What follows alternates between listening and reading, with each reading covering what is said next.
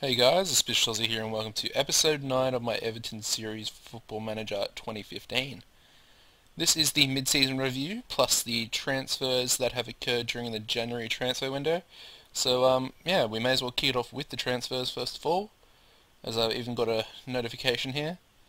A 1 month deal for McAleny. Aleni. I don't actually know how to pronounce his last name. I think it's McAleny. He's actually a half-decent left winger, but I don't really need him at the moment, and I think a 1 month loan deal to Wolves in the Championship as a valuable first-team member would be good for him. Anyway, off topic there.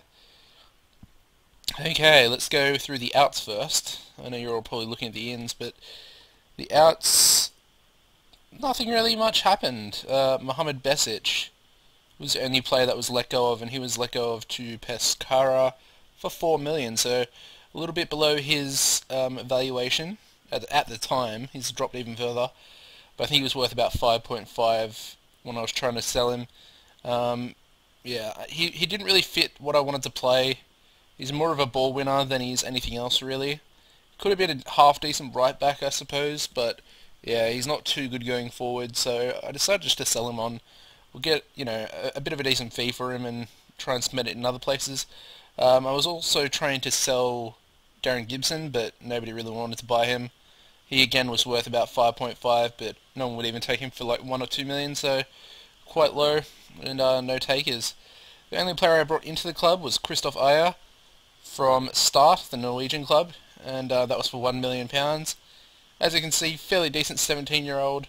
Probably going to be a deep line playmaker for us, despite being right-footed.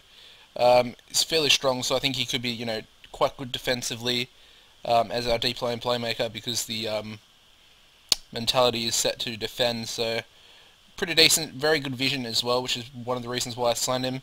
And quite a few other players, other clubs were going after him as well. So I'm really happy that we beat him out. Quite low wages, 2.5k. He's already got 2 caps for the Norwegian national team, which I think is pretty immense considering he's 17. Reminds me of Martin Udegaard in the respect that he's 15. And he's now in the game, guys. You can go to the Steam Workshop and actually download him for your future saves if you choose to do so. I think his dad gave permission for him to be in the game after, people were tweeting at his dad or whatever. I don't really know what happened anyway. So yeah, that's the transfers. Not a lot of activity was done, to be honest. One player out, one player in, pretty much the same position as well. But obviously Christopher Ayer is a young player, and he's been put into the under-18s straight away. Hopefully that'll aid his development. We'll get into the fixtures now. Of course, the previous game was the Liverpool Live.com that was there. So after the Liverpool game, we did draw in the Europa League Group Stage 2 final. Pretty boring 0-0 draw match, and if it loads I can show you. As you can see, we dominated them in possession, but the chances were fairly equal, and as you can see, my defence, the centre defence played really well. Kurt Zuma picking up man of the match there.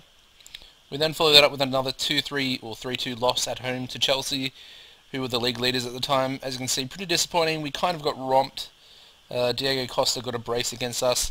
Morales and Lukaku, our 2 Belgian players, got us the goals, but yeah, it wasn't enough after Chelsea went 3-1 up, so yeah. We then followed up with a victory over Chelsea at home, this time coming in the Capital One Cup quarter-final. Pretty impressive. We're still on, at this time we were still on the run to retain our Capital One Cup. Joel Campbell, John Stones and Lukaku once again, sorry guys, getting our goals there. And we actually dominated Chelsea, but I think they rested quite a few players. And I pretty much, apart from Morales, went for a first team. Even playing Howard in that game, which I've been playing Pacheco in all the cup games up until that point, because I just thought, it's Chelsea. Anyway, we followed it up with a really disappointing 4-2 away loss to Sunderland, who were coming 20th at the time. And it's sort of a common trend that the team that are coming, last or thereabouts in the relegation zone can always seem to beat me.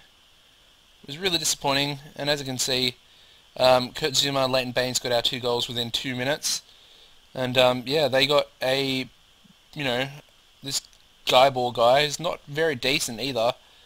He's got some pace on him, I guess that's about it. Got a brace towards the end of the game, and pretty much, yeah, we got destroyed, I say. Disappointing.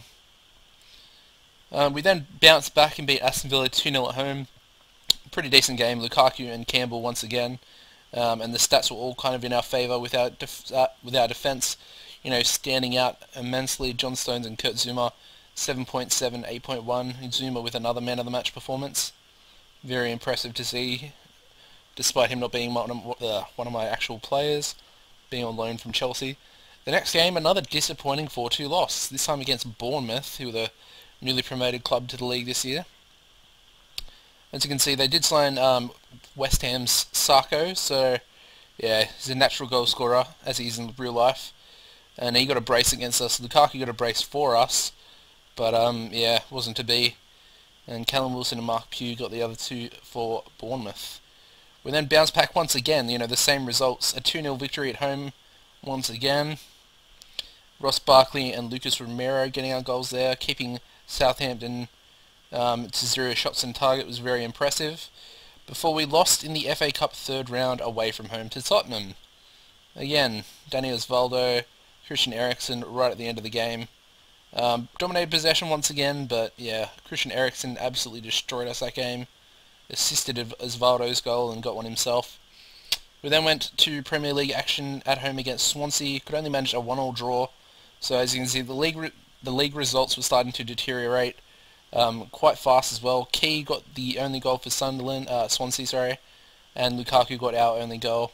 And possession was pretty much shared, so goes to show that Swansea are a fairly decent team. We bounced back once again though against Crystal Palace, beating them 3-1 at Selhurst Park.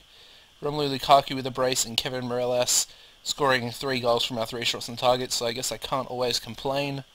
But we were fairly dominant in that game. We then could only manage a 2-2 draw against Man City at home.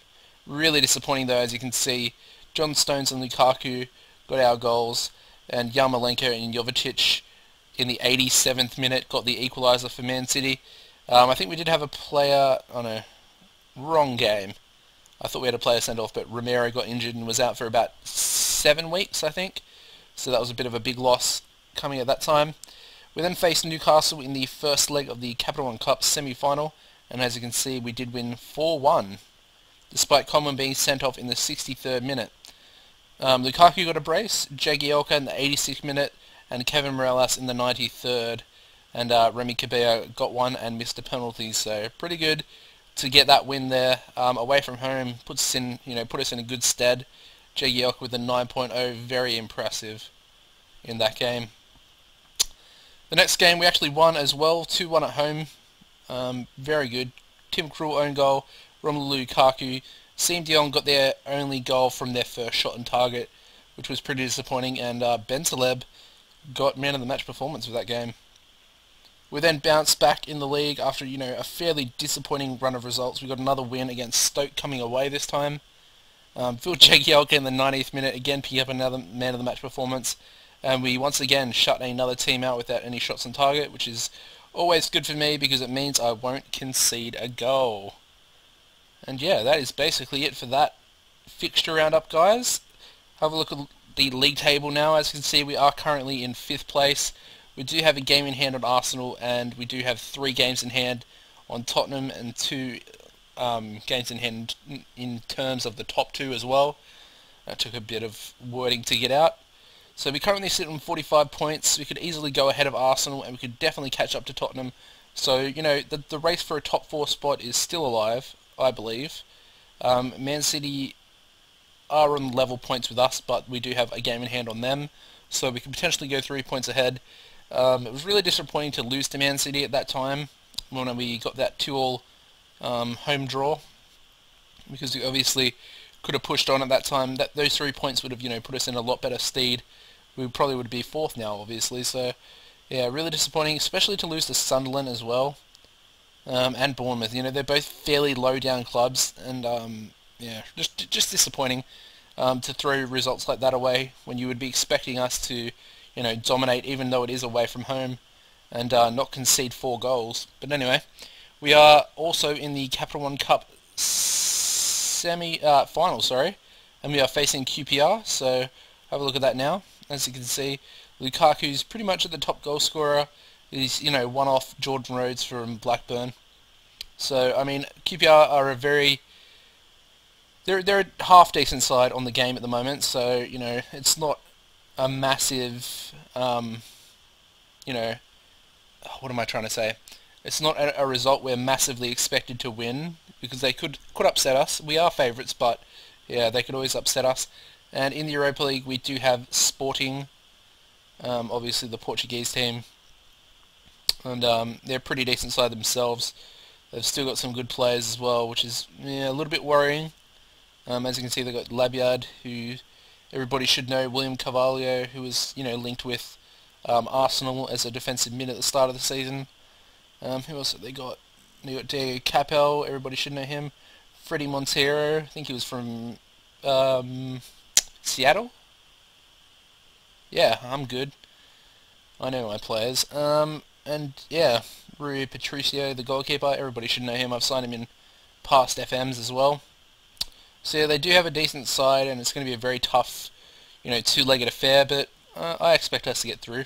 And I think we actually have a bit of an easier test in the next round. If I can have a look at it, does yeah, it does.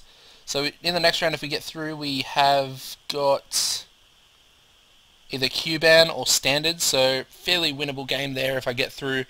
But obviously, I have to beat Sporting to get through, so it will be difficult. Anyway, that's coming up in a couple of games, the first leg anyway. So yeah, that's going to be it for this episode, guys. Hopefully you've enjoyed it. Please drop a like and a comment if you have. And if you're a new viewer, don't forget to subscribe to my channel to keep up to date with these episodes. I will be having a new series coming out in the future, so make sure you stay tuned for that.